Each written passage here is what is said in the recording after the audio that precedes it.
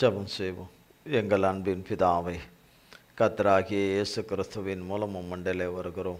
தந்தையே, இந்த நாளிலே எங்களோடு கூட இந்த நேரத்தில் பேசுகிற உம்முடைய வார்த்தைகள், வார்த்தையாகிய தேவனே, நித்திய ஜீவ வார்த்தையை உடைய எங்கள் தேவனே, அல்லேலூயா, உம்மிடத்திலிருந்து எங்களுக்கு வார்த்தைகள் தந்தையாகிய பரிசுத்த ஆவியானவராகிய தகப்பன் மூலமாய் எங்களுக்கு கடந்து வரும்படியாய் செபிக்கிறோம். தந்தையே, எங்கள் பிதாகுமாரன் பரிசுத்த ஆவியானவரே, கிறிஸ்து இயேசுவின் நாமத்தினாலே தந்தையாகிய ஆவியானவரை அழைக்கிறோம். இந்த நாளுக்குரிய மெய்யான சத்தியத்தை நாங்கள் உம்மிடத்திலிருந்து அடைந்து கொள்ள பெற்றுக்கொள்ள மெய்யாகவே எங்கள் வாழ்க்கையிலே ஆண்டவரே அது காணப்பட ஆண்டவரே நாங்கள் கண்டு களி கூற பெற்ற அனுபவிக்க இதற்கு ஆண்டவரே முற்றிலும் காரணக்கர்த்தராகிய உம்மிலே நிலைத்திருக்க கிருபை செய்யும். வாங்க ஆவியானவரே, கிறிஸ்து இயேசுவின் நாமத்தினாலே பாதம் படிந்து அழைக்கிறேன். தந்தையே, வேலையை பொறுப்படுத்திக் கொள்ளுங்க, முன்னோட்டை பொறுப்படுத்திக் கொள்ளுங்க. மாம்சமும் இரத்தமும் வேதத்தை நீர் கொடாதவைகளும் புறம்பானவைகள் ஒன்றும் என்னிலே ஒருபோதும் ஒரு காலமும் காணக்கூடாதபடி தகப்பனாகிய இயேசு கிறிஸ்துவின் நாமத்தின் அக்கினினாலும் இரத்தத்தின் அக்கினினாலே என்னிலே வேரோடு சுட்டரிக்கப்பட்டு போவதாக. உம்முடைய நாமும் இரத்தமும் வார்த்தையும் உம்முடைய அபிஷேகங்களும் உம்முடைய அபிஷேக தைலமும் நாளை என்னை நிரப்புவீராக. உம்முடைய சாரத்தினாலும் சத்துவத்தினாலும் உம்முடைய வல்லமினாலும் பலத்தினாலும் உம்முடைய கிருபையினாலும் இரக்கத்தினாலும் தயவினாலும் உம்முடைய அன்பினாலும் என்னையும் உம்முடைய பிள்ளைகள் லைவில் இணைந்திருக்கிற பிள்ளைகள் உம்முடைய சமூகத்தில் காணப்படுகிற பிள்ளைகள் யாவரையும் நிரப்பி ஆண்டு கொள்ளும், ஆளுகை செய்யும். உம்முடைய பரிசுத்த திருநாமம் மட்டுமே, இயேசு கிறிஸ்துவின் நாமம் மட்டுமே மகிமைப்படுவதாக. இயேசு கிறிஸ்துவின் மூலம் ஜெபிக்கிறோம் பிதாவே. ஆமேன், ஆமேன், ஆமேன். கர்த்தருடைய நாமத்திற்கு ஸ்தோத்திரம். ஒரு காரியத்தின் துவக்கத்தை பார்க்கிலும் அதன் முடிவு நல்லது என்று. ஒரு காரியத்தின் துவக்கத்தை பார்க்கிலும் அதன் முடிவு நல்லது என்று சொல்கிறார். சொல்லி கர்த்தர் நம்மை வழி நடத்தி வருகிறார். ஆதியாகமத்தின் புஸ்தகம்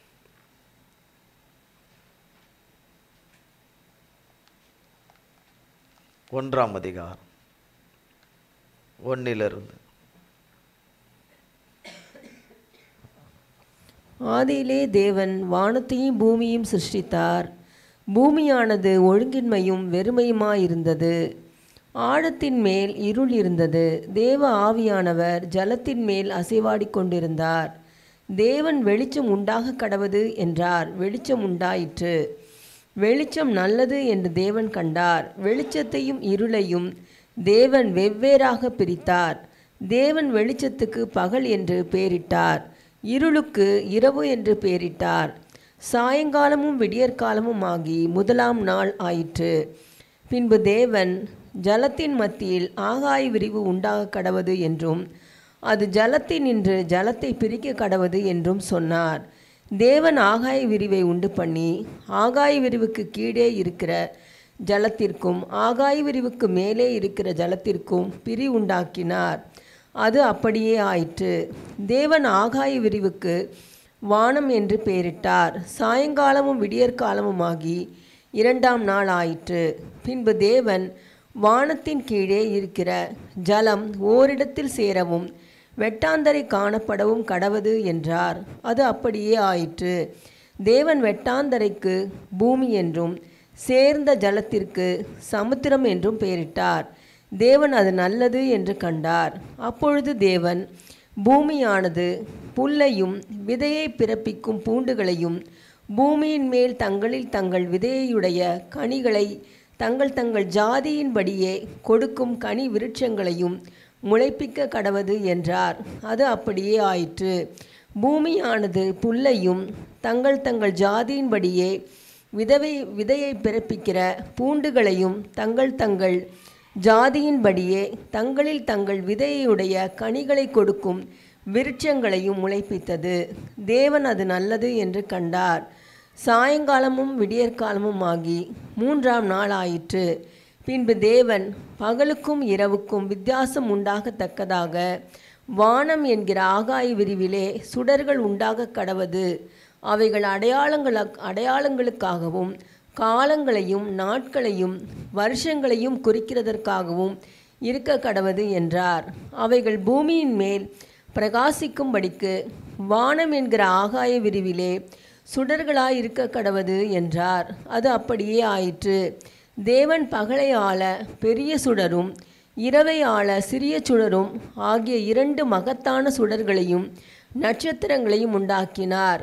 அவைகள் பூமியின் மேல் பிரகாசிக்கவும் பகலையும் இரவையும் ஆளவும் வெளிச்சத்துக்கும் இருளுக்கும் வித்தியாசம் உண்டாக்கவும் தேவன் அவைகளை வானம் என்கிற ஆகாய விரிவிலே வைத்தார்.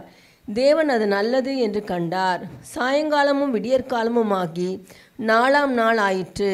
பின்பு தேவன் நீந்தும் ஜீவ ஜந்துக்களையும் பூமியின் மேல் வானம் என்கிற ஆகாய விரிவிலே பறக்கும் பறவைகளையும் ஜலமானது திரளாய் ஜனிப்பிக்க கடவது என்றார். தேவன் மகா மச்சங்களையும் ஜலத்தில் தங்கள் தங்கள் ஜாதியின்படியே திரளாய் ஜனிப்பிக்கப்பட்ட சகலவித நீர் வாழும் ஜந்துக்களையும் சிறகுள்ள ஜாதி ஜாதியான சகலவித பட்சிகளையும் சிருஷ்டித்தார். தேவன் அது நல்லது என்று கண்டார். தேவன் அவைகளை ஆசீர்வதித்து, நீங்கள் பலுகி பெருகி சமுத்திர ஜலத்தை நிரப்புங்கள் என்றும் பறவைகள் பூமியிலே பெருக கடவது என்றும் சொன்னார். சாயங்காலமும் விடியற்காலமுமாகி 5ஆம் நாள் ஆயிற்று.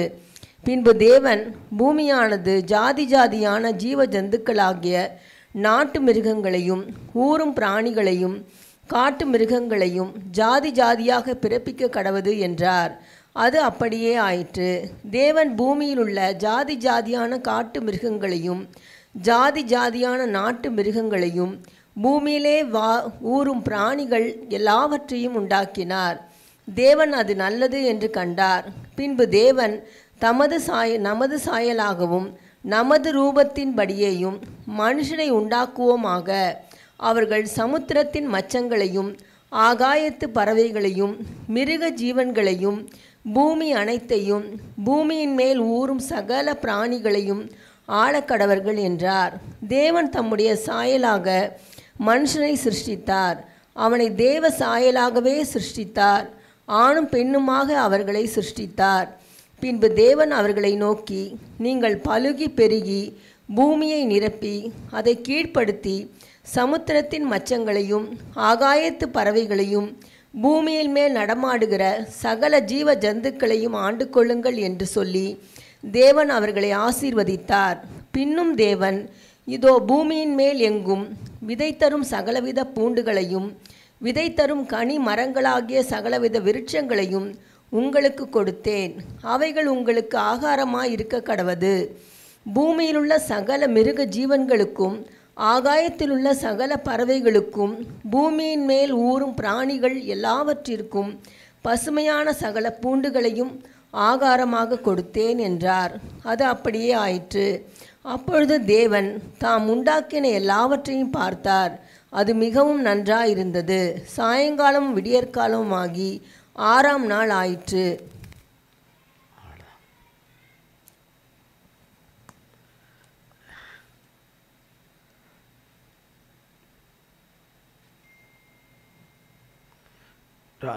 ஆதியாகமம் 2ஆம் அதிகாரம் 1, 2, 3. ஆதியாகமம் 2ஆம் அதிகாரம் 1, 2. இவ்விதமாக வானமும் பூமியும் அவைகளின் சர்வ சேனையும் உண்டாக்கப்பட்டு தீர்ந்தன.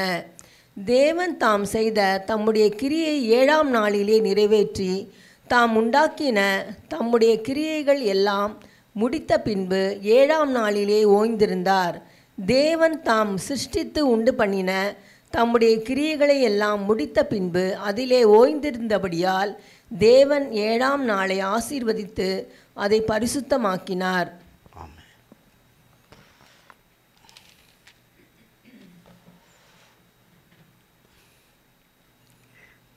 ஒரு காரியத்தின் துவக்கத்தை பார்க்கிலும் அதன் முடிவு நல்லது என்று. இது நாம் வேதத்தின் முதல் ஆதியாகமம் 1ஆம் அதிகாரம். தேவன் சர்வத்தையும் சிருஷ்டித்தது எப்படி என்று எத்தனையோ கோடி ஆண்டுகளுக்கு முன்பு தேவன் சிருஷ்டித்திருப்பார்.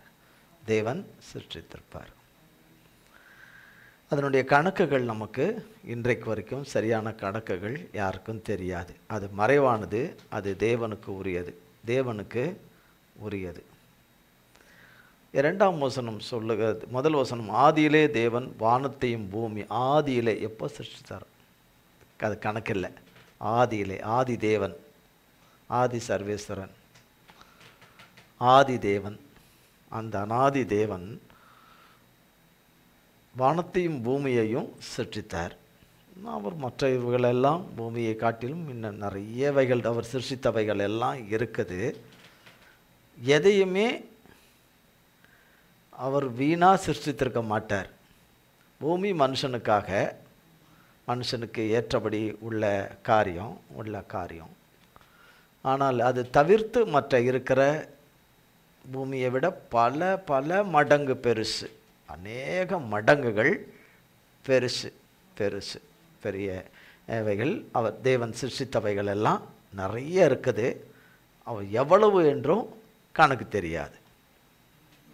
கண்டுபிடிக்கிற கண்டுபிடிப்பாளர்களுக்கும் இன்னமும் சரியான அவர்களுக்கு புள்ளி விவரங்கள் தெரியாது. தெரிந்தால் தேவன் தெரியப்படுத்திக்கிட்டு வர்றத தேவன் கொடுத்த அறிவுபூர்வமான, அறிவியல் பூர்வமான, விஞ்ஞானபூர்வமான ஞானத்தினால கண்டுபிடிக்கிறாங்க. அதுவும் கர்த்தரால் தான், வேறு யாராலையும் அல்ல, கர்த்தரால் தான் கண்டுபிடிக்கிறாங்க. அவைகளெல்லாம் நிறைய இருக்குது. ஒரு உதாரணத்துக்கு சொல்லணும்னா, இப்போ நம்ம பூமியில் நமக்கு இமயமலைன்னு இருக்குது. இங்கே நம்ம ஊரில், நம்ம நாட்டில், இந்தியாவில் இமயமலை என்று ஒன்று இருக்குது. அது மிக உயர்ந்த சிகரம். அதை போய் பார்க்கிறவர்களுக்குத்தான் தெரியும் அது எவ்வளோ பிரம்மாண்டமாக இருக்குது. தேவனுடைய படைப்பில் அந்த பனி படர்ந்த அந்த மலை, அந்த சிகரம், அந்த சிகரத்தின் கொடுமுடி தேவன் உருவாக்கி இருக்கிறது. அந்த தேவன் எப்படிப்பட்ட ஒரு கலை ரசனையோடு கூட அதை எப்படி சிருஷ்டித்திருப்பார் என்று, இயற்கையும் அதில் உள்ளவைகள் எல்லாம், காட்டு புஷ்பங்களாக இருக்கட்டும், எவைகளாக இருக்கட்டும், செடிகளாக இருக்கட்டும், மரங்களாக இருக்கட்டும், இயற்கை அழகு. அப்போனா அவருக்கு எப்படி இருக்கும்? மனுஷனே இது இப்படி நல்லா இருக்காது, அப்படி நல்லா இருக்குன்னு சொல்லும்போது தேவன் அது எவ்வளவு நல்லது என்று அதை சிருஷ்டித்திருப்பார். அப்படி இருக்கிற அந்த மலைகள் பிரம்மாண்டமாய் காணப்படுகிறது. இன்னும் மற்ற இடங்களில், தேசங்களில் உயர்ந்த சிகரங்கள், மலைகள் எல்லாம் நிறைய இருக்குது. எத்தனையோ 1000 அடிகள், 10,000 15,000 அடி உயரம் உள்ளதெல்லாம் இருக்குது. 20,000 உயரங்கள் மலைகள் இருக்குது. ஆனால் தேவன் மனுஷனுக்கென்று சிருஷ்டிக்காதபடி அவர் வேறு ஏதோ காரணத்துக்காக சிருஷ்டித்திருக்கிறார். அநேக அவருடைய சிருஷ்டிப்பில், தகப்பனுடைய சிருஷ்டிப்பில் இருக்குது. இப்போ சொல்கிறாங்க இல்லையா, திங்கள், செவ்வாய், புதன், வியாழன், வெள்ளி என்று அநேக கிரகங்களை எல்லாம் சொல்கிறாங்க அப்படின்னு. அப்படி சொல்லுகிறதில்ல. இப்போ செவ்வாய் கிரகணம் என்று ஒன்று வைத்துக்கொள்வோம், அங்கே இருக்குதான், உண்மைதான், அது இருக்குது. அங்கு இந்த மாதிரி இமயமலையை போல 100 to 200 மடங்கு உயரம் உள்ளது அங்கே இருக்குது. இதுவே பார்க்க தேவனுடைய படைப்பில், தகப்பனுடைய படைப்பில் பிரம்மாண்டமாக இருக்கிற இது மாதிரி உள்ளது 100 to 200 மடங்கு அதை காட்டிலும் பெருசும் உயர்ந்ததுமா அங்கே இருக்குன்னு இல்லையா? இமயமலை கூட தெரியாதா? இமயமலை சரியா போச்சு. பரங்கி மலை தான் தெரியும் போல இருக்கு. சரி, பரங்கி மலை மாதிரி ஒரு 10,000 மடங்கு உயரம் அப்படின்னு என்ன இமயமலை. அவ்வளோ இது அப்படி மாதிரி நிறைய இருக்கு.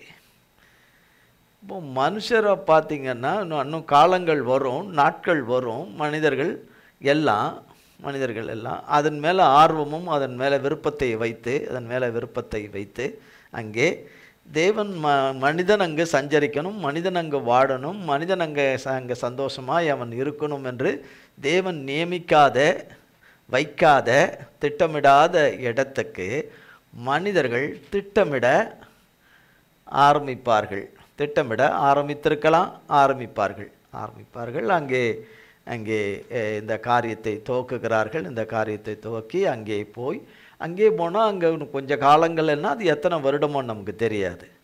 ஆனால் பார்த்தீர்கள் என்று சொன்னால் அங்கேயும் போய் மனிதர்கள் போய் அங்கே இருந்து அங்கேயே எல்லாம் சுற்றுலாத்தலம் போல் எல்லாவற்றையும் மாட்டி எல்லாமே அங்கே தங்குகிற ஹோட்டல்கள் அதல்கள் தங்குகிற ரூம்கள் அங்கே சுற்றி இங்கேருந்து ஒரு வட தேசத்துக்கு இல்லை தென் தேசத்துக்கு எங்கேயாவது இல்லை வெளிநாடுகளுக்கு இப்படி சுற்றுலா போவது போல் வரக்கூடிய காலங்களில் மனிதர்களை கொண்டு போய் மனிதர்களெல்லாம் சுற்றி பார்த்து எடுத்து ஒரு வியாபார ஸ்தலமாக என்று சொல்லி இன்னும் அதற்குள்ளே மறைந்திருக்கிற ரகசியங்கள் தேவன் வைத்திருக்கிறவைகளெல்லாம் அடைய வேண்டும் என்று சொல்லி எத்தனம் செய்வதற்கு ஏராளமான முறையில் அவர்கள் தங்களுடைய முதலீட்டுகளை கொண்டு வந்து குவி என்று அங்கே குவிக்கிற நாட்கள் இருக்கிறது. அதற்கான எல்லா விதமான காரியங்களும் நடக்குது. பூமி ஒழுங்கில்லாமல் போயிருச்சு. பூமி என்னவாயிற்று? மனுஷர்கள் கண்டுபிடித்திருக்கிறார்கள். இப்போ பெரிய அறிவுபூர்வமான கண்டுபிடித்திருக்கிறார்கள். பூமியில் இருக்கிற பிரச்சனைகள் எதுவுமே தீராது. மனிதன் சமாதானமாக வாழ்வதற்குரியது, நட்புறவோடு கூட வாழ்வதற்கு, அவன் பயமில்லாமல் வாழ்வதற்கு இந்த பூமி சரிப்படாது. பூமி இனி சரிப்படாது. அதனால் தேவன் மனிதன் குடியிருப்பதற்கு ஏற்ற இடம் என்று இல்லாதிருக்கிற இடம்தான் மனிதன் குடியிருப்பதற்கு ஏற்ற இடமாக மனுஷனுக்கு எண்ணம் வந்திருக்குது. எண்ணம் எத்தனையோ வருஷங்கள் ஆகுது, எண்ணங்கள் வந்திருக்கு. யார் கொடுத்துருப்பா இந்த ஆலோசனையை? வேதம் சொல்லுகிறது பூமி தான் மனிதன் குடியிருக்கிறதுக்கு தக்கபடி இருக்குதுன்னு சொல்லி. நாம் சுவாசிக்கிற ஆக்சிஜன் இதெல்லாம் அங்கே நிறைய பிரச்சனைகள் இருக்குது. அங்கே கார்பன் டை ஆக்சைடுகள் அதிகம், கிராவிட்டி அதிகம், அதெல்லாம் நிறைய பிரச்சனைகள் நிறைய நிற்கிது. நம்ம பூமியில் இப்படி நிற்கிற மாதிரிலாம் அங்கே நிலையாக நிற்க முடியாது. அநேக காரியங்கள் இருக்குது. அது எப்படி ஆனாலும் அதற்கு தக்கபடி அதற்கு என்னென்னவோ பண்ணி சரி பண்ணி கொண்டு போய் மனிதர்கள் தங்களுடைய கவனங்களை, தங்கள் கனவான்கள் செல்வான்கள் தன்னுடைய கவனங்களை எல்லாம் திசை திருப்பி அங்கே போகிற நாட்களுக்குள்ளே நம்ம வாழ்கிறோம். இன்னும் சில வருடங்கள் கழித்த பிறகு நாம் அதை பார்ப்போம், கண்களிலே பார்ப்போம். மனிதர்கள் இப்போ இங்கே ஒரு டிஃபன் சாப்பிடலாம், அங்கே போய் சாப்பிட்டு வந்துடலாம். டிஃபனு பிரியாணி அங்கே போய் சாப்பிட்டு வந்துடலாம், பிரியாணி அங்கே போய் சாப்பிட்டு வந்துடலாம் என்று கர்த்தர் மனிதனை வைத்திருப்பது பூமியில் தான். ஆகாய விரிவில் வாழ்கிறதுக்கோ வேற கிரகத்தில் வாழ்கிறதுக்கோ தேவன் மனிதனை சிருஷ்டிக்கலை. பூமியை மனிதனுக்கு கொடுத்தார். மனிதனுக்கு ஆசீர்வதித்து மனிதனுக்கு ஆண்டுகொள் என்று கொடுத்தார். வானத்துக்கும் பூமிக்கும் அண்ட சராசரங்களுக்கும் அவர் தான் ஆண்டவர், சிருஷ்டிகர், எஜமா, எல்லாமே. அவருடைய பிள்ளைகளுக்கு தான் பூமியை கொடுத்துருக்கிறார். பூமியை ஆதாம் கரத்தில் கொடுத்தார், நம்மளுடைய ஆதி தகப்பன் கையில் கொடுத்தார். இன்னும் நாம் பார்வைக்கு வியக்கத்தக்க வகையில் அரிய கண்டுபிடிப்புகள், அரிய காரியங்களை எல்லாம், அசாதாரண முறையில் செய்கிற காரியங்கள் எல்லாம் இன்னும் அதிகமாக கேட்க ஆரம்பிப்போம். ஆனால் அவைகள் எல்லாவற்றுக்கும் முடிவு அழிவு தான். அதன் முடிவு இதன் துவக்கம் பார்ப்பதற்கு பெரிய பெரிய சாதனைகளாக தோன்றி பிறகால மிகப்பெரிய அழிவுக்கு ஏதுவாகும். அதுக்கு ஒரு காலம் இருக்குது. அது ஒரு மிகப்பெரிய அழிவுக்கு ஒரு காலம் வரும். அவைகள் ஒன்று கூட அந்த இடத்துல இராதபடி அத்தனையும் கர்த்தராலே தள்ளுண்டு போய் அவைகள் எல்லாம் எப்படி செதறுமோ, எப்படி ஒன்றுமில்லாமல் போகுமோ, ஒன்றுமில்லாமல் போய்விடும். தேவன் பூமியை அஸ்திபார பண்ணினது மனுஷன் ஆகிய நமக்காகத்தான். இந்த பூமியிலே தேவனில் வார்த்தை சொல்லப்படுகிறது, பூமியானது ஒழுங்கன்மையும் வெறுமையாய் இருக்கிறது, ஆழத்தின் மேல் இருள் இருந்தது, தேவ ஆவியானவர் அசைவாடி இருந்தார் என்று. வெளிச்சம் கடவுது என்று சொன்னார், வெளிச்சம் உண்டாயிற்று. சூரியன் கிடையாது, இது வெளிச்சம். வெளிச்சம் என்று சொல்லுகிறது சூரியன் கிடையாது. பெரிய சுடரை உண்டாக்கினார் என்று இதில் வேத வசனத்தில் சொல்லப்பட்டிருக்கோம். அதுதான் சூரியன். சூரியன் என்பது இது கிடையாது. தேவனுடைய வெளிச்சம், தேவனுடைய வெளிச்சம், தேவனுடைய வெளிச்சம், வெளிச்சம் வெளிச்சம். அதான் ஜீவன், அவருடைய ஜீவன், அவருடைய ஜீவன் வெளிச்சம் உண்டாகிறது. எல்லாமே தேவன் ஒவ்வொரு நாளில் ஒன்று ஒன்றும் சிருஷ்டித்து சிருஷ்டித்து சிருஷ்டித்து சிருஷ்டித்து பார்க்கும் பொழுது, அதன் முடிவில் பார்க்கும் பொழுது முதல்ல சொல்லப்படுது, பூமியானது ஒழுங்கின்மையும் வெறுமையுமாய் இருந்தது, ஆழத்திலே இருள் இருந்தது, இருள் இருந்ததுன்னு. அப்போ இருளாக இருந்த இந்த ஒரு காலத்தில் ஒழுங்கின்மையாக இருந்த இந்த பூமி எதனால் ஒழுங்கின்மையானது, எதனால் இது இருள் சூழ்ந்தது என்பது மறைவான ஒரு பெரிய ரகசியம். அது மறைவான ரகசியம். அப்போ தேவன் ஒரு நாள் வந்தது, மனிதனை நமக்கு நாமே மனிதனை சிருஷ்டிப்பதற்கு இந்த பூமியை கர்த்தர் அவர் சிருஷ்டித்த பூமியை தெரிந்து கொண்டு மனிதன் வாழ்வதற்குரிய ஒரு இடமாக அவர் தேர்வு செய்திருக்கிறார். தேர்வு செய்து தான் பூமியை ஒழுங்கின்மையெல்லாம் சரிப்படுத்துறதுக்கு, எல்லாவற்றையும் சரியாக்கி மனிதன் கரத்தில் கொடுப்பதற்காக, மனிதன் கரத்தில் கொடுப்பதற்கு ஒவ்வொன்றையும் சிருஷ்டிக்கிறார். இப்படி இருந்த இடத்துல சிருஷ்டிக்கிறார். அவருக்கு பின்னாக பல ஆயிரம் ஆண்டுகள் கழித்து இந்த பூமியானதில் மனுஷன் இப்படி ஆகி எல்லாம் ஒன்றும் இல்லாமல் போய் ஆண்டவராலே இது தீர்க்க முடியாத காரியங்கள் ஆகி, இதற்கு பதிலாக இவங்களுக்கு வேறொரு இடத்துல எங்கேயாவது ஆகாய மண்டலங்களில் வேற எங்கேயாவது ஒரு இடத்துல கொண்டு வைக்கலான்ற திட்டம் ஆண்டவர்கிட்ட இன்றளவும் இல்லை. தேவன் நமக்கு வேதத்தில் சொல்லலை அப்படி, அதனால் அப்படி இல்லைன்ற இல்லை, அப்படி இல்லை. அது மனுஷனிடத்தில் தோன்றுகிறது என்றால், தேவனிடத்தில் தோன்றாதெல்லாம் மனுஷனிடத்தில் தோன்றுகிறது என்றால், தேவன் திட்டம் வைக்காததெல்லாம் மனுஷனிடத்தில் அந்த திட்டம் வைக்கிறதா என்றால், அது அந்த ஆரம்பம் பிரம்மாண்டமாக காணப்படும், பிறகாலே அது முடிவு மிகப்பெரிய நாசத்துக்கும் அழிவுக்கும் கொண்டு போயிடும். நாசத்துக்கும் அழிவுக்கும் கொண்டு போயிடும். எங்கேயோ தொடங்கி அருமையாக கடுகடுகடுகடுகடுகடு வளர்ந்து கொண்டு போய் அங்கே கொட்டி அழிந்து போவதற்கு ஏதுகரமாயிருக்கும், அழிந்து போவதற்கு ஏதுகரமாயிருக்கும். அது ஒரு புறம் இருக்க, தேவன் இப்படி ஒவ்வொன்றாக சிருஷ்டித்து வரும்போது 7ஆம் வசனம், தேவன் ஆகாய விரிவை உண்டு பண்ணி ஆகாய விரிவுக்கு கீழே இருக்கிற ஜலத்திற்கும் ஆகாய விரிவுக்கு மேலே ஒரு ஜலம் இருக்கான். ஜலம் என்றால் என்ன? தண்ணி. அப்போ தண்ணி, அப்போ பூமி முழுசும் தண்ணி, பூமிக்கு கீழே ஃபுல்லாக தண்ணியில் தான் நிறைஞ்சிருக்கு பூமி. தண்ணியால் தான் தேவன், ஆமாம், தண்ணீர்களின் மேலே பூமியை பரப்பினவரே என்று 136ஆம் சங்கீதத்தில் இருக்குது. தண்ணீர்களின் மேலே பூமியை பரப்பினவரே உமக்கு ஸ்தோத்திரம் என்று, உமக்கு ஸ்தோத்திரம் என்று. அப்போ தேவன் ஒரு தாசனுக்கு அதை வெளிப்படுத்த போய் தானே அது அந்த வார்த்தையாக, தேவ வார்த்தையாக எழுதப்பட்டிருக்கு. அப்போ தேவன் இந்த காரியத்தை துவக்கி பூமியை மனிதனுக்காக சிருஷ்டித்து அது முடிவதில் நல்லது நல்லது நல்லது என்று பார்க்கிறார்.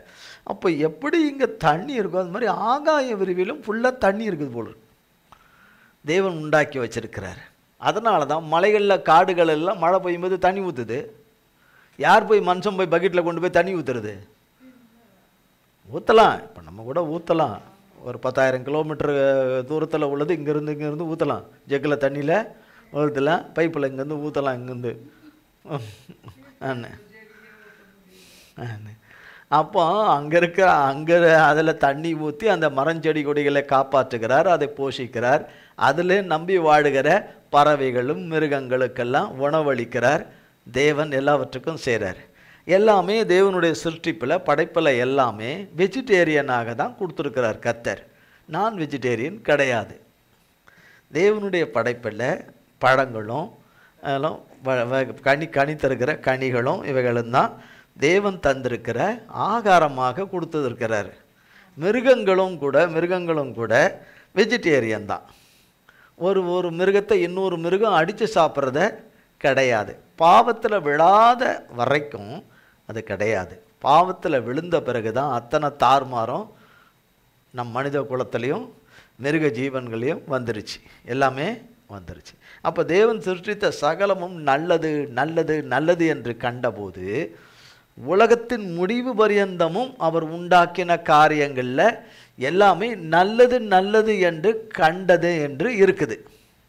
உலகத்தினுடைய முடிவு, உலகத்தினுடைய முடிவு எண்டு, அவர் இறுதி வருகை வருகிற வரைக்கும், அவருடைய வருகை வந்து அவருடைய ஆளுகை இந்த பூமியிலே அவர் ஆளுகிற வரைக்கும், இந்த பூமியிலே அவர் சிருஷ்டித்திருக்கிற காரியங்கள் எதுவுமே எல்லாமே நல்லது என்று தேவன் தெரிந்தெடுத்து சிருஷ்டித்து அதனுடைய முடிவில் பார்க்க, முடிவுன்னா ஆண்டவன் சிருஷ்டித்தது ஏன்னா இப்போ நல்லா இருக்குன்றது மட்டும் இல்லை, இது எவ்வளவு காலத்துக்கு இது இருக்குமோ அது பரியந்தமோ அது நல்லது என்று தேவன் உண்டாக்கினார். இன்னைக்கு வரைக்கும் ஆகாரத்தை விளைவிக்கிறது எல்லாம் பூமியிலேருந்து வந்துக்கிட்டு தானே இருக்குது, பூமியிலேருந்து வந்துக்கிட்டு தானே இருக்குது, பூமியிலேருந்து எல்லாமே வந்துக்கிட்டு தானே இருக்குது. பூமியிலேருந்து தேவன் அன்னைக்கு கொடுத்த அவர் வாயிலேருந்து புறப்பட்ட அந்த ஜீவ வார்த்தை, புறப்பட்ட அவருடைய ஜீவனுள்ள வார்த்தைகள் புறப்பட்ட அந்த வார்த்தையானது எல்லாவற்றையும் இன்றைக்கி கனிதரும் மரங்கள்லேருந்து எல்லாம் கனிகள்லேருந்து எல்லாம் தானிய வகைகளில் இருந்து மனுஷன் பிழைக்கக்கூடியது சகலத்தையும் என்ன செய்யுது, பூமி கொடுத்துக்கிட்டே தான் இருக்குது.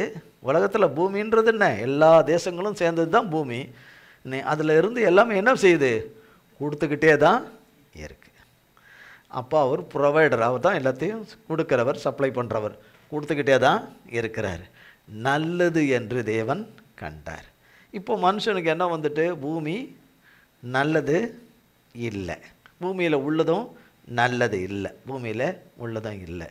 அதனால் நம்ம வேறொரு இடத்துக்கு போகலான்னு முடிவு பண்ணி செய்கிற காரியங்கள் எல்லாமே அந்த முடிவு நல்லதல்ல, அதன் முடிவு அழிவு. அதனுடைய முடிவு அழிவு. எது நல்லதில்லைன்னு அவன் சொல்லுவான் என்றால், சாத்தான் சொல்வான் என்றால், தேவன் அப்போ நல்லது என்று வைத்திருக்கிறதை நல்லது என்று பார்க்காதபடி, நல்லது என்று எடுத்துக்கொள்ளாதபடி, நல்லவர் தந்ததை நல்ல விதமாக எடுத்துக்கொள்ளக்கூடாதபடி, நல்லவர் செய்கிற காரியங்களை அடைந்து கொள்ளக்கூடாதபடி, அதை பெற்றுக்கொள்ளக்கூடாதபடி, அந்த அவருடைய ஆளுமையில் ஆளக்கூடாதபடி, அந்த ஆளுமையில் பிரஜைகளாய் இராதபடி அவருடைய நோக்கம் விருப்பம் அவருடைய பிள்ளைகளை குறித்தே அவர் வைத்திருக்கிற நன்மைக்கு ஏதுவானது வைத்திருக்கிறது ஒன்றை கூட அடைந்து கொள்ளக்கூடாதபடி வேறே பக்கமாய் வேறே திசையாய் வேறே எண்ணங்களை கொண்டு வந்து சத்ரு பிரித்து கொண்டு போகிறது நடந்து கொண்டே வருது. அதில் ஒன்று வெளியே வர மனுக்குலத்துக்கு தெரிய வருது. வேதத்தில் எழுதப்பட்ட சத்திய எழுத்துக்களில் தேவன் எழுதி வைத்திருக்கிறவைகள் தான் பூமியில் நடந்துக்கிட்டே வருது. அதனுடைய நோக்கி தான் இந்த நகர்வு போய்கிட்டே இருக்கு. இந்த நகர்ந்து போய்கொண்டே வேத வாக்கியங்கள் நிறைவேறத்தக்கதாக போய்கொண்டே தான் இருக்குது. என்னாகமத்தின் புஸ்தகம் 23ஆம் அதிகாரம்.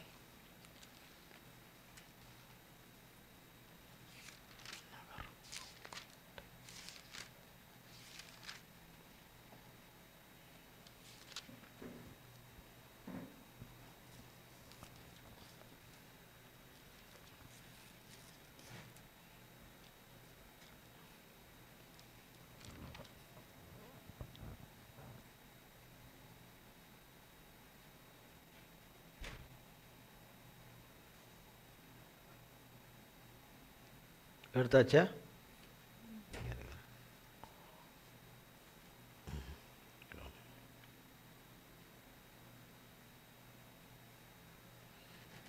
9, 10, 11. கண்மலை உச்சியிலிருந்து நான் அவனை கண்டு குன்றுகளிலிருந்து அவனை பார்க்கிறேன்.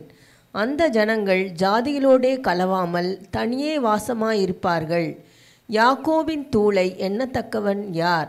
இஸ்ரவேலின் கார்பங்கை எண்ணுகிறவன் யார்? நீதிமான் மரிப்பது போல் நான் மரிப்பேனாக, என் முடிவு அவன் முடிவு போல் இருப்பதாக என்றான். அப்பொழுது பாலாக் பிலேயாமை நோக்கி, நீர் எனக்கு என்ன செய்தீர்? என் சத்துருக்களை சபிக்கும்படி உம்மை அழைப்பித்தேன், நீர் அவர்களை ஆசீர்வதிக்கவே ஆசீர்வதித்தீர் என்றான்.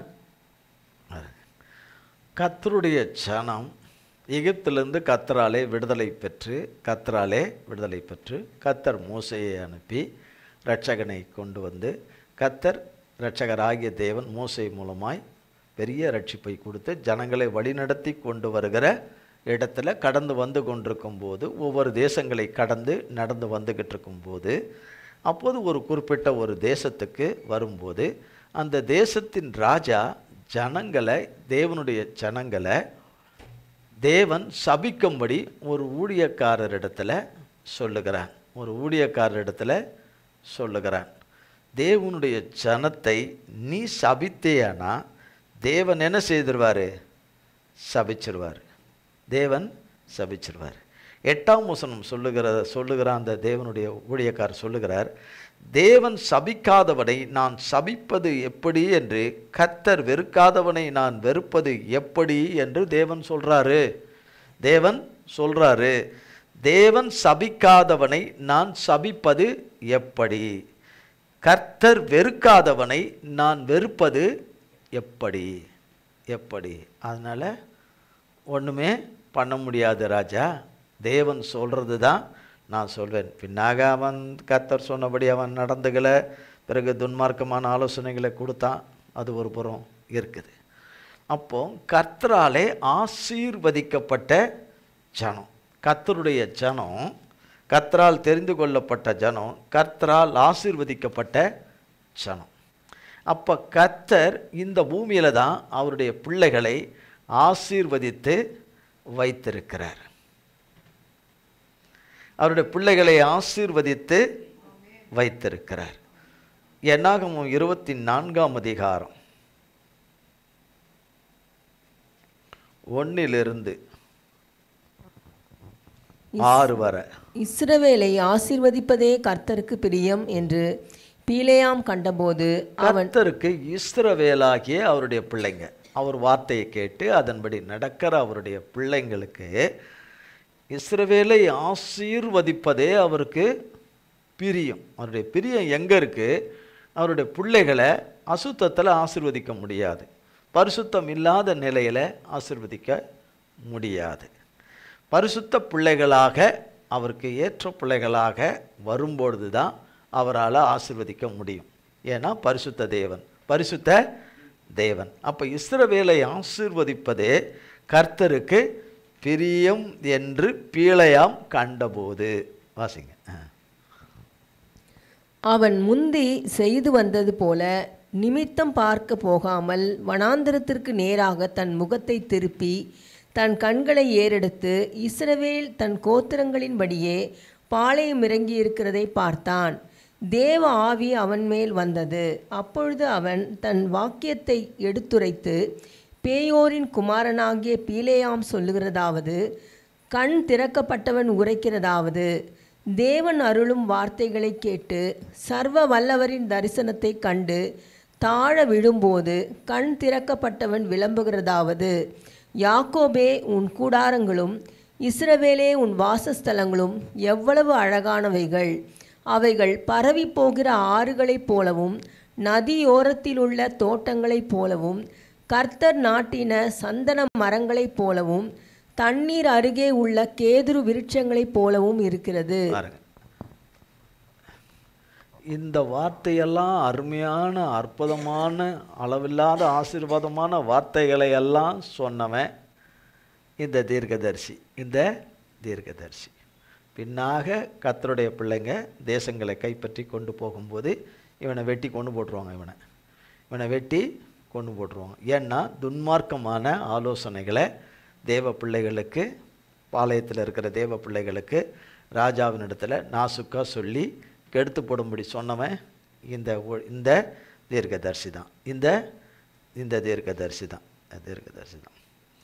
ஆனால் கர்த்தருடைய கரத்தில் அவன் இருக்கும்போது கர்த்தரே சொல்கிறார், நான் சொல்கிறத மட்டும்தான் நீ சொல்லணும், நான் சொல்கிற வார்த்தையை மட்டும்தான் நீ சொல்லணும் அப்படின்னு தான் கர்த்தர் அவனிடத்துல சொல்லும்போது சொல்கிறார். நான் சொன்னால் நான் தான் கர்த்தர், நான் சொல்கிற வார்த்தையை மட்டும்தான் நீ சொல்லணும், என் பிள்ளைங்களுக்கு இஸ்ரவேல் ஜனத்துக்கு நீ சொல்லணும். ஆவிக்குரிய இஸ்ரவேலராகிய நாமும் அதில் உள்ளவங்க தான், ஆவிக்குரிய இஸ்ரவேலர், அது ஆவிக்குரிய யூதர்கள் என்று சொல்லி. அப்போ அவருக்கு ஒரு இது கொடுக்குறார் கர்த்தர், அந்த ஊழியக்காரனுக்கு கொடுக்குறார், கர்த்தருடைய ஆவியானவர் அவர் மேலே வந்து இறங்குறார்.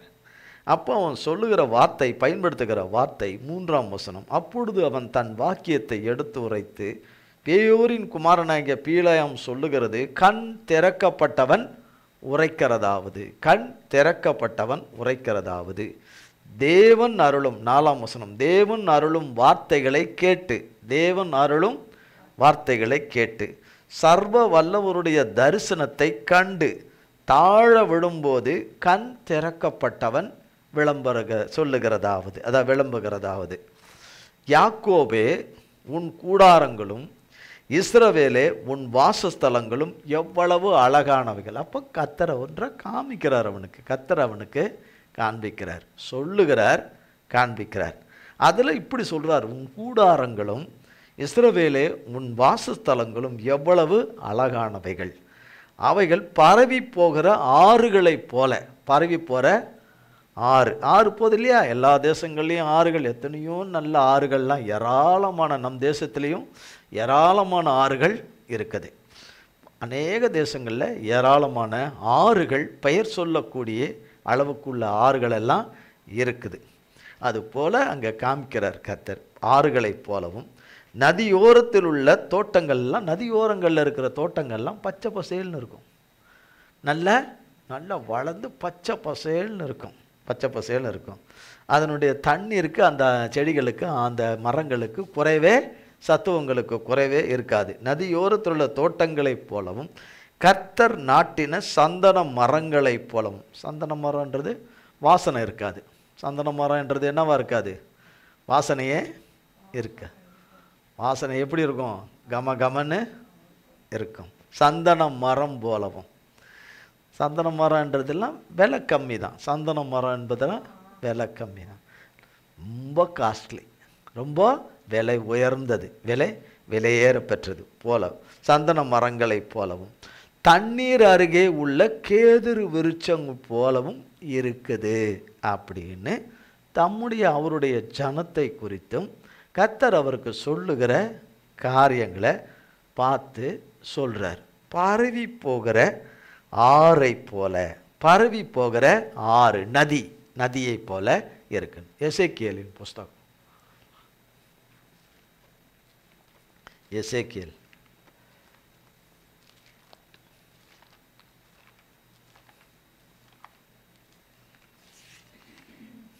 47ஆம் அதிகாரம் 1 to 12 வரை.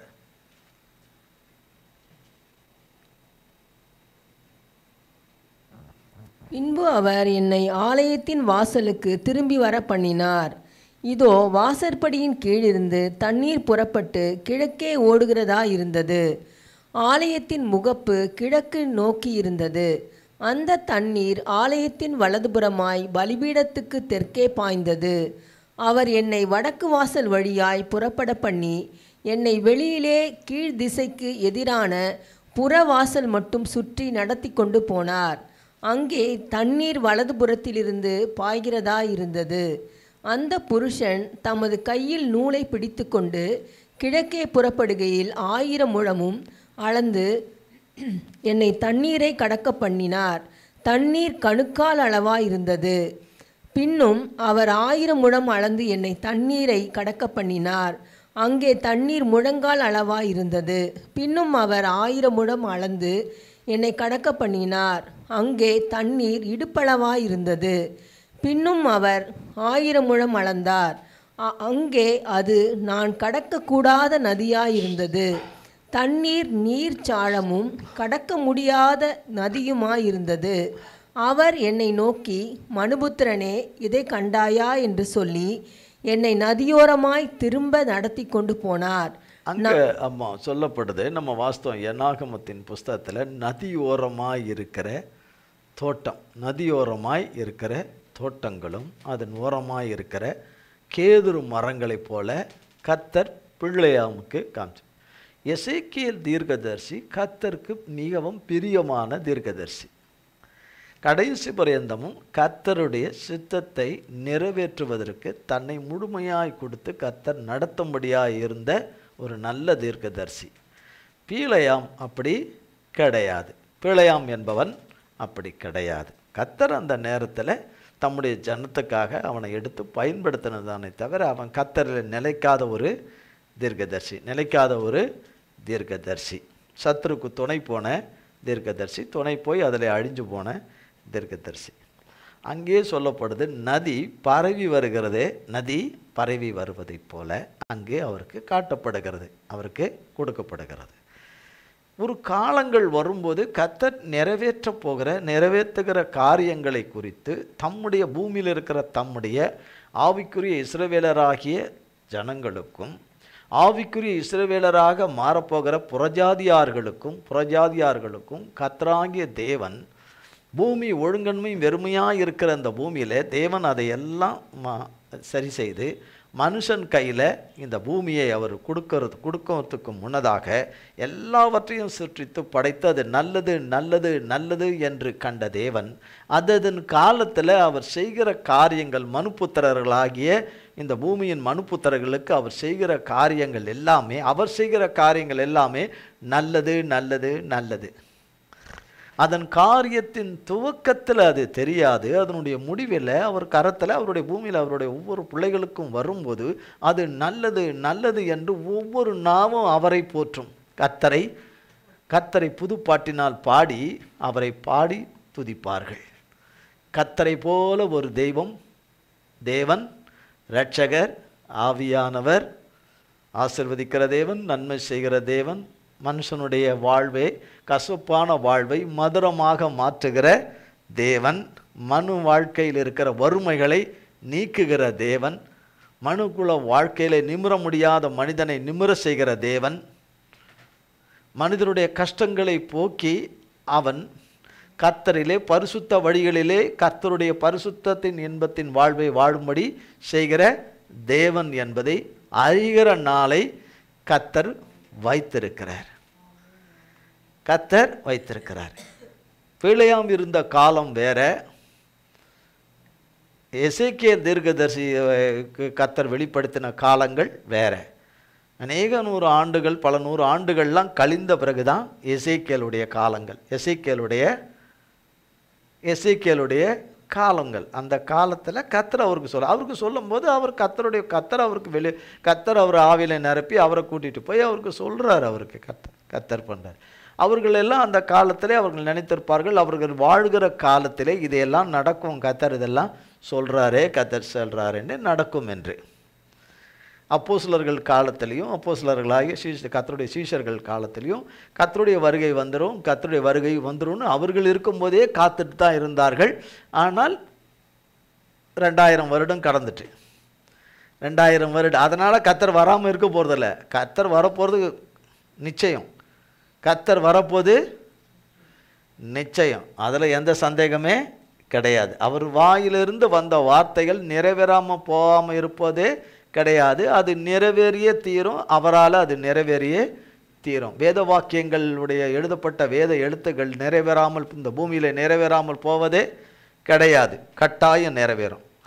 அப்போ இவரை ஏதோ ஒரு இடத்துக்கு கர்த்தர் இவரை கூட்டிட்டு போய் காட்டுறார். முதல் இதில் என்ன சொல்லப்படுது, 3ஆம் வசனம், அந்த புருஷன் தமது கையில் நூலை பிடித்து கொண்டு கிழக்கே புறப்படுகையில் 1000 முழம் அளந்து, 1000 முழம், இந்த முழம் இல்லை, இது வேற முழம், இதெல்லாம் அதை விட அதிகம், இது அதிகம். நம்ம ஊர் கணக்குக்கு முழம் என்றது அது வேற.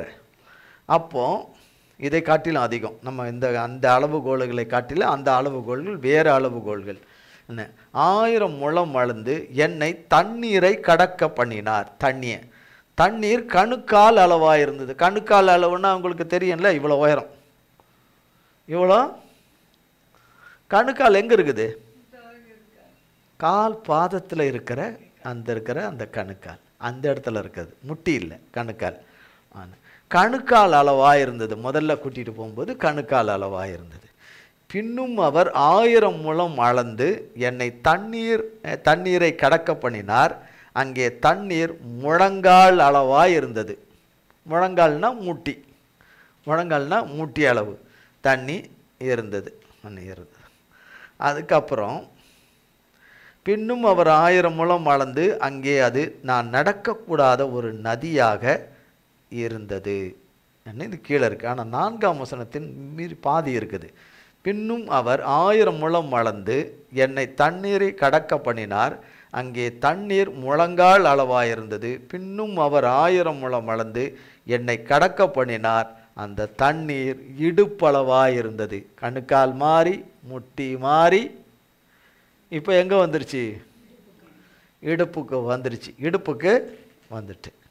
அடுத்தது 5ஆம் வசனம். பின்னும் அவர் 1000 முழம் அளந்தார். அங்கே அது நான் கடக்கக்கூடாத நதியாக இருந்தது. அப்படின்னா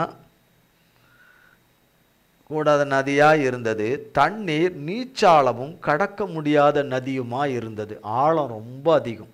ஆழம் ரொம்ப அதிகம். அதனுடைய பிரவாகம்னா அதனுடைய வேகம், பிரவாகம், அது தீவிரித்து வர்றது ரொம்ப அதிகம், ரொம்ப அதிகமாக இருந்தது என்று காமிச்சிட்டு 6ஆம் வசனம். அவர் என்னை நோக்கி, மனுபுத்திரனே, இதை கண்டாயா என்று சொல்லி என்னை நதியோரமாக திரும்ப நடத்தி கொண்டு போனார். இது ஆவிக்குரிய வெளிப்பாடுகள் உள்ள ஒரு பகுதி இது. அப்போ ஆவிக்குரிய சம்பந்தமான ஆசீர்வாதங்கள் இதில் இருக்குது நிறைய. அடுத்தது ஆத்துமாக்களை, ஜனங்களை, புறஜாதியார்களை ரட்சிக்கிற கர்த்தரோட சாத்தான் கையிலிருந்து தேவ ஜனங்களை ரட்சிக்கிற ஒரு பகுதி இது. ரட்சிக்கிற பகுதி அடுத்தது மனுஷனுடைய வாழ்வில் பூமியில் மனுஷனுடைய வாழ்வில் கசப்பான வாழ்க்கையை மதுரமாக மாற்றுகிற, வாழ்வாதாரங்களை மாற்றுகிற, மனிதன் பிழைத்து ஜீவனம் பண்ணக்கூடிய ஆசீர்வாதங்களும் இதில் அடங்கியிருக்குது. மூன்றும் அடங்கியிருக்கு. 7ஆம் வசனம் பாருங்க. 7ஆம் வசனத்திலிருந்து நான் நடந்து வருகையில் இதோ நதியோரத்தில் இக்கரையிலும் அக்கரையிலும் வெகு திரளான விருட்சங்கள் இருந்தது. அந்த பாருங்க, விருட்சங்கள் என்று சொன்னாலே, விருட்சங்கள் என்றாலே மனுஷர். விருட்சங்கள் என்றாலே யாரு? மனுஷர். விருட்சங்கள் என்றாலே மனுஷர். அப்போ சொல்றாங்க, வாசிங்க. அவர் என்னை நோக்கி, இந்த தண்ணீர் கிழக்கு தேசத்துக்கு புறப்பட்டு போய் வனாந்திர வழியாய் ஓடி கடலில் விடும். இது கடலில் பாய்ந்து விழுந்த பின்பு அதன் தண்ணீர் ஆரோக்கியமாகும். சம்பவிப்பது என்னவென்றால், இந்த நதி போகும் இடமெங்கும் சஞ்சரிக்கும் ஜீவ பிராணிகள் யாவும் பிழைக்கும். இந்த தண்ணீர் அங்கே வந்தபடியினால் வெகு ஏராளமான மச்சங்களும் உண்டாயிருக்கும். இந்த நதி போகும் இடமெங்கும் உள்ள யாவும் ஆரோக்கியப்பட்டு பிழைக்கும். அப்பொழுது என்கேதி துவக்கி என்கலாயும் மட்டும் மீன் பிடிக்கிறவர்கள் அதன் கரையிலே நிற்பார்கள். அதெல்லாம் வலைகளை விரிக்கிற ஸ்தலமாயிருக்கும். அதன் மச்சங்கள் பெரிய சமுத்திரத்தின் மச்சங்களைப் போல பல ஜாதியும் மகா ஏராளமுமாயிருக்கும். ஆனாலும் அதனுடைய உளையான பள்ளங்களும் அதனுடைய மடுக்களும் ஆரோக்கியமாகாமல் உப்பாகவே விட்டுவிடப்படும். நதியோரமாய் அதன் இக்கரையிலும் அக்கரையிலும் புசிப்புக்கான சகலவித விருட்சங்களும் வளரும். அவைகளின் இலைகள் உதிர்வதும் இல்லை, அவைகளின் கனிகள் கெடுவதும் இல்லை. அவைகளுக்கு பாயும் தண்ணீர் பரிசுத்த ஸ்தலத்திலிருந்து பாய்கிறபடியினால் மாதந்தோறும் புது கனிகளை கொடுத்து கொண்டே இருக்கும். அவைகளின் கனிகள் புசிப்புக்கும் அவைகளின் இலைகள் அவிழ்தத்துக்கும் ஆனவைகள். ஆமாம், 3 விதமான ஆசீர்வாதங்கள் என்று சொல்லப்பட்ட பகுதி தான் இந்த பகுதி. 3 விதமான ஆவிக்குரிய நன்மைகளும் ஆவிக்குரிய ஆசீர்வாதங்களும். ஆவிக்குரிய இஸ்ரவேலராக இருக்கிறவர்களுக்கும் ஆவிக்குரிய இஸ்ரவேலராக கர்த்தர் தெரிந்தெடுத்து வைத்து அவர் முன்குறித்து வைத்திருக்கிற புறஜாதி மக்களை கர்த்தரிடத்திலே கொண்டு வந்து, அதாவது ரட்சித்து சாத்தாங்காரத்திலிருந்து மீட்டெடுத்து அவருடைய பிள்ளைகளாக கொண்டு வருகிற ஆத்தும அறுவடைகளை குறித்தோம். பூமியிலே மனிதனை கர்த்தர் சகல விதத்திலும் ஆசீர்வதிக்கிற, ஆசீர்வாதத்திலே வாழ்கிற அடிமட்டத்தில் இருக்கிற மக்கள், மிடில் இதில் இருக்கிற மக்கள் முதற்கொண்டு பூமியில் மனுமக்கள் கர்த்தருடைய கரத்தினாலே நன்மையை பெற்று வாழக்கூடிய ஒரு கிருபையின் காலத்தை கர்த்தர் மனுபுத்திரருக்கு வைத்திருக்கிறார். பிழையாம் மூலயமாக சொல்லப்பட்ட சில வார்த்தைகள், அதுக்கு பிறகு 1-2 இருக்குது, அதில் எண்ணாகமத்தில் இருக்குது. சொல்லப்பட்டது எல்லாமே கர்த்தராகிய தேவன் தாம் சிருஷ்டித்த மனிதனுக்கு அவருடைய கரத்தினாலே அவருடைய பிள்ளைகளுக்கு செய்கிற நன்மைகளையும் ஆசீர்வாதங்களையும், அழியாத ஆசீர்வாதங்களையும், அழிந்து போகாத ஆசீர்வாதங்களையும், பூமியிலே மனுஷன் வாழும் மட்டும் தேவையான, அது அழிந்து போகிறதா இருந்தாலும் மனிதனுக்கு அது தேவை என்று அறிந்திருக்கிறவைகளினாலே அவனை நிரப்பி தேவனுடைய கரத்தினாலே தேவன் ஆளுகை செய்து அவர்களை ஆசீர்வதிக்கிற ஆசீர்வாதத்தை குறித்த பகுதி தான் இதில் சொல்லப்படுகிறது. என்ன?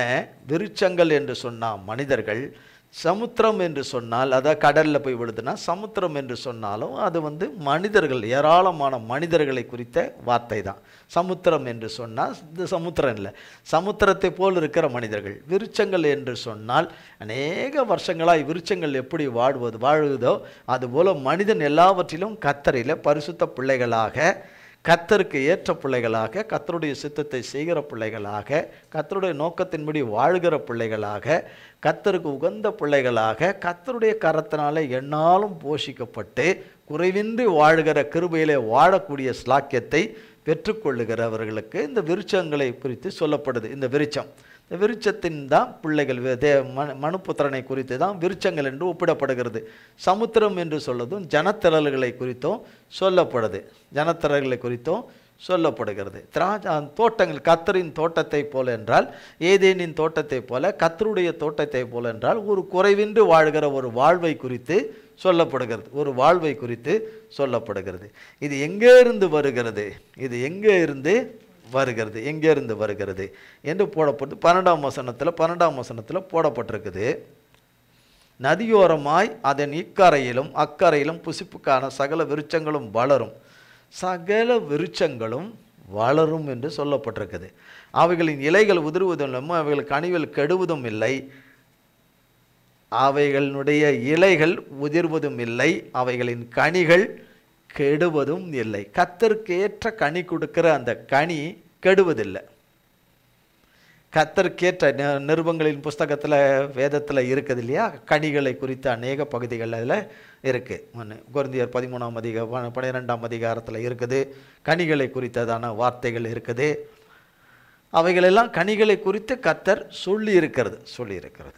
அப்புறம் கொலைசேரில் இருக்குது, கலாத்தியரில் இருக்குது. இவைகளெல்லாம் கனிகளை குறித்து கர்த்தர் என்ன சொல்லி வைத்திருக்கிறார் என்று. கனிகள் கெடுவதும் இல்லை. அது எங்கிருந்து வருது? பரிசுத்த ஸ்தலத்திலிருந்து வருது. பரிசுத்த ஸ்தலம் யாரு? தேவனுடைய உன்னதமானவர் தவப்பம் வீற்றிருக்கிற ஸ்தலம். அது அங்கிருந்து தான் நதி வருது. அது கர்த்தராகிய இயேசு கிறிஸ்து என்னும் நதி, அவருடைய நாமத்தின் நதி, அவர் இரத்தத்தின் நதி, அவருடைய மன்னிப்பின் நதி, அவருடைய கிருபையின் நதி, அவருடைய பிள்ளைகளை ஆசீர்வதிக்கிற நதி. அப்போ உன்னதமானவருடைய சன்னிதானத்திலிருந்து இந்த நதி புறப்பட்டு வருது. இந்த நதி புறப்பட்டு வந்து பூமியில் மனுஷனால் இனி பிழைக்க முடியாது. இனி பூமியில் மனுஷன் சீர்கெட்ட நிலைமையிலேருந்து அவன் மாற முடியாது. சீர்கெட்ட நிலைமை அவன் வாழ்க்கையில் மாறாது. இதுக்கு ஒரு மாற்று திட்டங்கள் வேண்டும். இதுக்கு ஒரு மாற்று காரணங்களை நாம் கண்டுபிடிக்க வேண்டும்.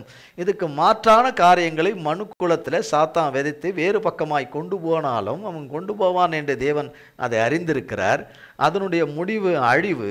ஆனால் தேவன் இதை கொண்டு வருகிறது நல்லது.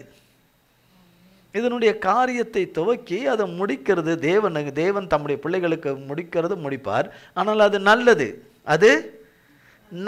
மனுக்குலத்திற்கு நல்லது. மனுக்குலத்தை தமக்காக படைத்த கர்த்தருடைய கரத்திலிருந்து வருவது நல்லது. மனிதனுக்கு எல்லா வகையிலும் அது நல்லது. வெளிப்படுத்தின விசேஷம் 22ஆம் அதிகாரம் 1-2. வெளிப்படுத்தின விசேஷம்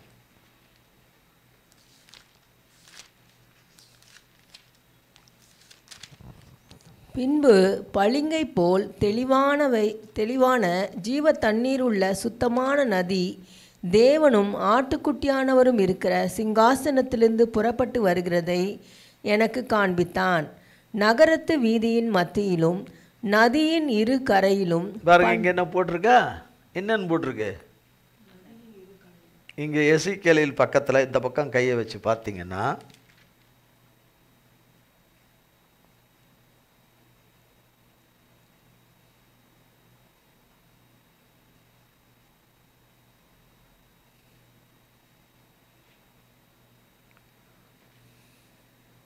ஏழாம் வசனம் வாசிக்க பாருங்க. 6ஆம் வசனமும் அப்படி சொல்லப்படுது. என்னன்னு, என்னை நதி ஓரமாய் திரும்ப நடத்தி கொண்டு போனார். 7ஆம் வசனத்திலும் நான் நடந்து வருகையில், எசேக்கியேல்ல, நான் நடந்து வருகையில் இதோ நதியோரத்தில் இக்கரையிலும் அக்கரையிலும், என்ன கரையில்? இக்கரையிலும் அக்கரையிலும். அக்கரையிலும் வெகு திரளான விருட்சங்கள்னா ஏராளமான ஜனங்கள், எண்ணிக்கைக்கு அடங்காத ஜனங்கள், கோடி கோடியான ஜனங்கள், எண்ணிக்கைக்கு அடங்காத ஜனங்கள் சொல்லிட்டு இவங்க பாருங்க. 9ஆம் வசனத்திலையும் பாருங்க, இந்த நதி போகும் இடமெல்லாம், இந்த நதி கர்த்தருடைய ஆசீர்வாதம் போகிற இடமெல்லாம், கர்த்தருடைய ஆசீர்வாதம் போகிற இடங்களில் எல்லாம் அங்கு உள்ள ஜீவ பிராணிகளாகிய தேவ பிள்ளைகள் பிழைப்பார்கள். தேவனாலே பிழைக்கக்கூடிய, பிழைக்க வைக்கிற நதி, வாழ வைக்கிற நதி, அவன் நிலைமையை மாற்ற வைக்கிற நதி, அவனுடைய மாறாவாகிய கசந்த வாழ்வை மதுரமாக்குற நதி. அது தேவ நதி, அது தேவனுடைய நதி, அது தேவ நதி, அது தேவ நதி என்ன சொல்லிட்டு. இந்த தண்ணீரை இந்த தண்ணீர் ஏராளமான மச்சங்களை, ஏராளமான காரியங்களை, ஆசீர்வாதங்களை இது உண்டாக்கும், இது உண்டாக்கும். இந்த நதி போகிற இடமெல்லாம் ஆரோக்கியமாகும், ஆவிக்குரியபடி, ஜீவனத்துக்குரியபடி, சகல விதத்திலும் ஆரோக்கியப்படுத்துகிற இயேசு கிறிஸ்துவின் நதி அது நதி. இந்த நதியில், இந்த கரையில் இருக்கிறவர்கள், இறையில் நிற்கிறவர்கள் மீன் பிடிப்பார்கள். அது ரட்சிக்கப்படுகிறது. புறஜாதி மக்களை ரட்சிக்கிற காரியங்களை குறித்து சொல்லப்பட்டிருக்கிற கரையிலே நிற்பார்கள். கரை மீன் பிடிக்கிறவர்கள் அதன் கரையிலே நிற்பார்கள். அவர்கள் விரிக்கிற இதுக்குள்ள மீன்களும் மச்சங்களுமாய் ஏராளமான ஜாதி ஜாதியான மக்கள், புறஜாதி மக்கள் ரட்சிக்கப்படுவார்கள் என்று சொல்லி. அப்போ இந்த நதி 12ஆம் வசனத்தில் சொல்லப்படுது. 12ஆம் வசனத்தில், எசேக்கியேல் 12ஆம் வசனத்தில், நதியோரமாய் அக்கரை, இக்கரையிலும் அக்கரையிலும், இங்கும் அதே வார்த்தை, இக்கரையிலும் அக்கரையிலும். என்ன கரையில்? இக்கரையிலும் அக்கரையிலும், அக்கரையிலும் சொல்லிட்டு.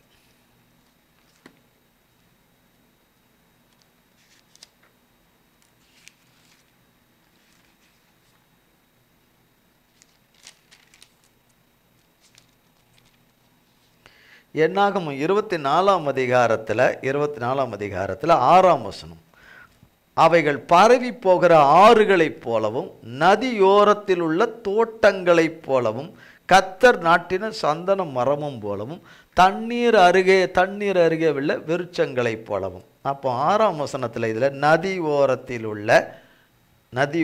உள்ள தோட்டங்களைப் போலவும். அப்போ என்னாகமத்தில், எசேக்கியேல்ல வெளிப்படுத்தின விசேஷம் கடைசி, வெளிப்படுத்தின விசேஷம் கடைசியில். இந்த நதி என்ன, எங்கிருந்து வருது இந்த நதி என்று சொல்லும்போது 2ஆம் வசனம், நகரத்து வீதியின் மத்தியிலும் நதியின் இக்கரையிலும். இக்கரையிலும் என்ன கரையில்? இக்கரையிலும். வாசிங்கம்மா. நகரத்து வீதியின் மத்தியிலும் நதியின் இரு கரையிலும் 12 விதமான கனிகளை தரும் ஜீவ விருட்சம் இருந்தது. அது மாதந்தோறும் தன் கனியை கொடுக்கும். அந்த விருட்சத்தின் இலைகள் ஜனங்கள் ஆரோக்கியம் அடைகிறதற்கு ஏதுவானவைகள். இனி ஒரு சாபமும் இராது. தேவன் 1 2 மட்டும்தான். கனி தரும் ஜீவ விருட்சம் இருந்தது. அது மாதந்தோறும் தன் கனியை கொடுக்கும். அதன் அப்போ மாதந்தோறும் மனிதன் அவதி உறுகிற, கவலை உற்று இருக்கிற, கவலைப்படுகிற காரியங்கள் நிறைய இருக்கு நமக்கு, நிறைய. அந்த கவலைகளெல்லாம் மாற்றுகிற நதி அது. கவலைகளையெல்லாம் மாற்றுகிற தேவ நதி அது, தேவ நதி. அதன் காரியத்தின் துவக்கத்தை பார்க்கிலும் அதனுடைய முடிவு நல்லது. எத்தனையோ கோடி ஆண்டுகளுக்கு முன்பு தேவன் சொல்லின வார்த்தை அது. நாம் இப்பொழுது வாழ்ந்து கொண்டிருக்கிற இந்த காலத்துக்கும் அதுக்கும் நம்ம ஒப்பிடும்போது பல ஆயிரம் ஆண்டுகளுக்கு முன்பு தேவன் வெளிப்படுத்தினது. தேவன் யாரை கொண்டு வெளிப்படுத்தினாரோ அவங்கெல்லாம் யாருமே இப்போ என்ன இல்லை, இங்கே இல்லை. அவங்க இருக்கிற காலத்தில், ஒருவேளை எசேக்கியேல் இருக்கிற காலத்தில் கூட இது நிறைவேறும் என்று எதிர்பார்த்திருப்பார். ஒருவேளை யோவான் அவர் வாழ்ந்த காலத்தில், கர்த்தருடைய அன்பான சீஷன் அவர்கள் வாழ்ந்த காலத்தில் கூட இது நிறைவேறும் என்று நினச்சிருப்பார். ஆனால் கர்த்தர் வைத்திருக்கிற காலத்தில், காலத்திட்டத்தில் இவைகளை எல்லாம் மனுஷனுக்காகவே தாம் சிருஷ்டித்த, தாம் விரும்பி சிருஷ்டித்த, தமக்காகவே தமது சாயலின்படி சிருஷ்டித்த மனிதர்களாகிய நமக்காக தேவன் திட்டமிட்டு தேவன் செய்திருக்கிறவைகளும் தேவன் செய்ய போகிறவர்களும் செய்திருக்கிறவைகளுமான காரியங்களை எல்லாம் வேதத்தில் நமக்கு திட்டமும் தெளிவுமாக எழுதி வைத்திருக்கிறார். காலமும் வேலையும் கர்த்தர் கரத்தில் இருக்குது. ஆனால் நிறைவேற்றுகிறவர், சொன்னதை நிறைவேற்றுகிறவர் கர்த்தர். சொன்னதை நிறைவேற்றுகிறவர் கர்த்தர். கர்த்தர் நதியின் இக்கரையிலும் அக்கறையிலும் இருக்கிற பிள்ளைகள், பூமியிலே இருக்கிற அவருடைய பிள்ளைகள், அவருக்கு பொறுத்திருக்கிற பிள்ளைகள். வருங்காலத்திலே அவர் என்னென்னலாம் காரியெல்லாம் அந்த பூமியிலே மனுமக்களுக்காக செய்யணும் என்று அவர் செய்தார். ஏன்னா நல்லது அவர் மட்டும்தான் செய்ய முடியும், எந்த மனுஷனும் செய்ய போகிறது கிடையாது. எந்த மனுஷனை கொண்டு செஞ்சாலும் அது கர்த்தர் தான் செய்கிறது. கர்த்தர் தான் செய்கிறது. மனுஷனிடத்துலேருந்து அவனுக்குள்ளேருந்து எதுவுமே கிடையாது. அந்த மனுஷனுக்கே கர்த்தர் தான் செய்யணும். மனுஷனுக்கே கர்த்தர் தான் செய்யணும். அப்போது தேவாதி தேவன் சொன்ன வார்த்தை, ஒரு காரியத்தின் துவக்கத்தை பார்க்கலாம் அதனுடைய முடிவு பார்ப்பதற்கு ஒன்றுமே இல்லைன்ற மாதிரி இருக்கிற சூழ்நிலையெல்லாம் திடீரென்று கர்த்தருடைய கரத்திலிருந்து வருகிற நதியானது, கர்த்தருடைய நதியானது, அவருடைய சன்னிதானத்திலிருந்து புறப்பட்டு வருகிற நதியானது எல்லாவற்றையும் மாற்றி அமைக்கிற இயேசு கிறிஸ்து என்னும் ஆட்டுக்குட்டியானவருடைய நதி, ஆட்டுக்குட்டியானவருடைய நதி.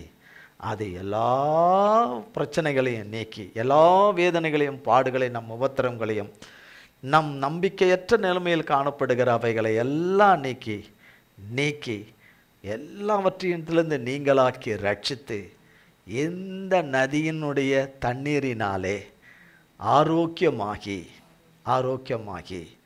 அவருடைய வார்த்தையினாங்கிற கனியை புசித்து அவருக்கு ஏற்ற கனிகளை கொடுத்து இலையுதிராத மரத்தை போல கர்த்தர் மாதம் அவருக்கு ஒவ்வொரு நாளும் அவருக்கென்று கனி கொடுக்கத்தக்கதான கிருபையும் வாழ்வையும் கர்த்தர் வைத்திருக்கிறார். காத்திருந்து பெற்றுக்கொள்கிறவர்கள் அதை பெற்றுக்கொள்கிறார்கள். கர்த்தருடைய நாமத்திற்கு கோடி கோடி ஸ்தோத்திரம். தேவாதி தேவன் இந்த வார்த்தைகளை எல்லாம் நமக்கு ஆசீர்வதித்து கொடுப்பாராக. ஜெபம் செய்வோம். எங்கள் அன்பின் பிதாவே, கர்த்தராகிய இயேசு கிறிஸ்துவின் மூலம் மண்டலை வருகிறோம். தந்தையாகிய தேவனே, இந்த நாளிலே ஆண்டவரே, வார்த்தையிலே இன்னும் அநேக சத்தியங்கள் இருக்குது, அநேக வெளிப்பாடுகள் இருக்கிறது. ஆண்டவரே, அவைகளுக்காகவும் ஸ்தோத்திரம். ஆண்டவரே, இம்மட்டும் ஆண்டவரே நாங்கள் தெரிந்தது கடுகளவாக இருந்தாலும் அவற்றுக்காகவும் ஸ்தோத்திரம்.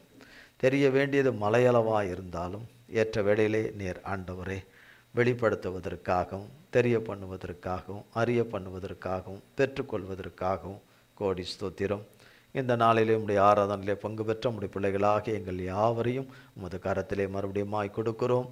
தேவனாகிய கர்த்தாவே, உம்முடைய மகத்துவம் உள்ள நாமம் எல்லாவற்றையும் செய்து ஜெயகம்பீரமுள்ள எங்கள் கர்த்தராகிய இயேசு கிறிஸ்துவின் நாமம் எல்லாவற்றையும் எங்களுக்கு செய்து மகா ஆழங்களிலிருந்து கூப்பிடுகிற எங்களை தூக்கி எடுத்து விடுவித்து ஆண்டவரே, பாதாளத்திலிருந்து எங்களை தூக்கி எடுத்து மகா ஆழங்களில் இருக்கிற எங்களை தூக்கி எடுத்து விசாலத்திலே எங்களை நிலைநிறுத்தி கண்மலையாகி உம்மிலே நிலைநிறுத்தி ஒவ்வொருவரும் ஆண்டவரே எல்லா பாடுகளும் உபதிரம் வேதனைகளும் கடன் பிரச்சனைகளிலிருந்தும் நீங்களாக்கி, வியாதிகளிலிருந்து நீங்களாகி, சத்ருவின் கிரியைகளிலிருந்து நீங்களாகி, ஆண்டவரே சர்பத்தின் கிரியைகளிலிருந்து நீங்களாக்கி ரட்சிக்கப்பட்டு ஒவ்வொருவரும் வாழ்ந்து ஆண்டவரே உம்மிலே நிலைத்திருக்க கருவை செய்வீராக.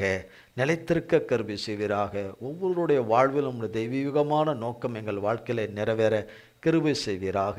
இன்றைக்கு வாசித்த வேத பகுதியினுடைய ஆசீர்வாதங்கள் உடைய பிள்ளைகள் ஒவ்வொருவருக்கும் கடந்து வர கிருபை செய்யும், கிருபை செய்யும். உமது உன்னத கருத்துக்களை எங்களை ஒப்புக் கொடுக்கிறோம். இயேசு கிறிஸ்துவின் மூலம் ஜெபிக்கிறோம் பிதாவே. ஆமேன், ஆமேன், ஆமேன். என் ஆத்துமாவே கர்த்தரை ஸ்தோத்திரி, என் முழு உள்ளமையர் பரிசுத்த நாமத்தை ஸ்தோத்திரி. என் ஆத்துமாவே கர்த்தரை ஸ்தோத்திரி, கர்த்தர் செய்த சகல உபகாரங்களை மறவாதே. ஆமேன், ஆமேன். கர்த்தராகிய இயேசு கிறிஸ்துவின் கிருபையும் பிதாவாகிய தேவனுடைய அன்பும் பரிசுத்த ஆவியானவருடைய அந்யோன்ய ஐக்கியமும் பராமரிப்பும் பாதுகாவலும் நம் அனைவரும் கூட சதா காலங்களுக்கும் நிலைத்திருப்பதாக.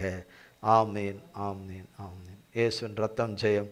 இயேசுவின் பரிசுத்த நாமத்திற்கே ஸ்தோத்திரம். God bless you.